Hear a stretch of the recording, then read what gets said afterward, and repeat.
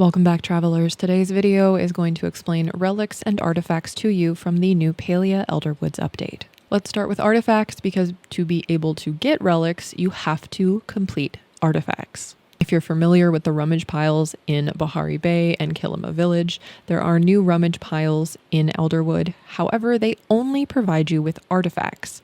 To access these piles, you need to use your hoe to dig up a bag. 2 piles will spawn in the Elderwoods in various locations every 24 real-life hours.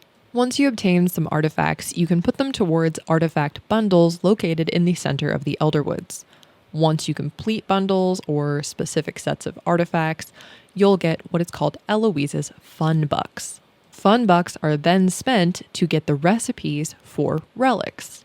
When you get your first relic, you are going to have to go on a mini quest so that Eloisa can explain to you how they work.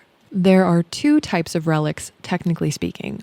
One type that will always be active on your person once you purchase it, and another that you have to swap out because you can only have one of them at a time active. The Artifact Tracker and Treasure Tracker are both always active on your person once you have them. The Artifact Tracker will help you find these new rummage piles around Elderwood by bringing up an icon when you're close enough for it to activate. The Treasure Tracker does similar, except it senses treasure chests. Both have a limited range. These are probably not super handy for existing players that know what they're doing, but could be very, very good for newer players. Then we have the relics that you must equip on your person, and you can only have one active at a time. This includes the Bag of Illusion, Brighteye Amulet, and the Elderwood Idol. There is also a guiding lantern, but we'll get to that at the very end since it is very specific. Every relic has 4 stages of upgrades. Every upgrade is available to you after you've purchased the one prior. So to purchase the Brighteye Amulet 3, you'll have to have acquired 2 and the original.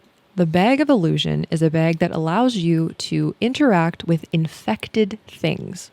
The first level will only allow you to interact with infected forageables, but every level up from that will give you access to more. It goes from forage to forage and insects, then includes fish, and then includes hunting. Now, mind you, you do not have to have the bag to interact with infected items. You can also do the quests associated to each individual skill by doing the quests associated. Hossein can teach you how to make arrows that will allow you to hunt infected creatures.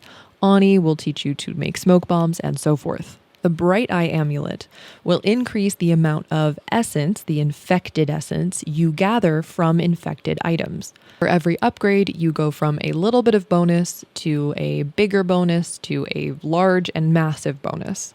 A lot of people will choose to team up with someone else, and one will run the Brighteye Amulet and the other the Bag of Illusion, because when you're in a party, all the skills from the relics are transferable, meaning that only one of you has to have the bag upgraded for all of you to be able to interact with every infected item or creature.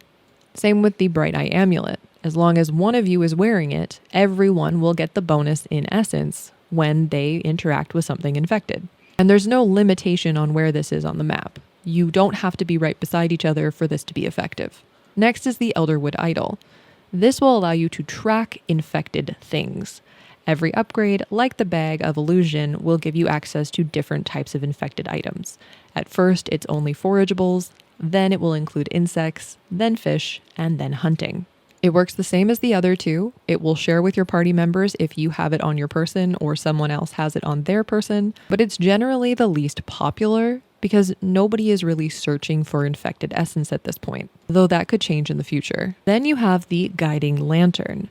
I usually recommend you do this one last because it's really only effective in a party. It will buff the tiers of other relics, meaning that if someone has a tier 2 Bag of Illusion and you have the Guiding Lantern schematic, it will buff them up to a tier 3. It does also work after everyone's maxed out. Once you craft all the relics to their maximum, you do get a cool nameplate to show off in the game. To equip relics, you need to go to your character profile. Between the pet and the glider slots above your inventory, you'll see an icon for selecting a relic. You'll click the slot and then select the relic you want to use. Though it is important to note you can only change your relic when you are near the central stables of the Elderwood, because that is where the relic crafting station is. I'm not sure why they did it this way, but it is the way it was when this video was made. And remember, the artifact tracker and the treasure tracker, once purchased, are always on. You do not need to equip them. These, however, are not shared with your party. Another thing of note is to gain access to the artifacts, you do need to be caught up with the main story quest line.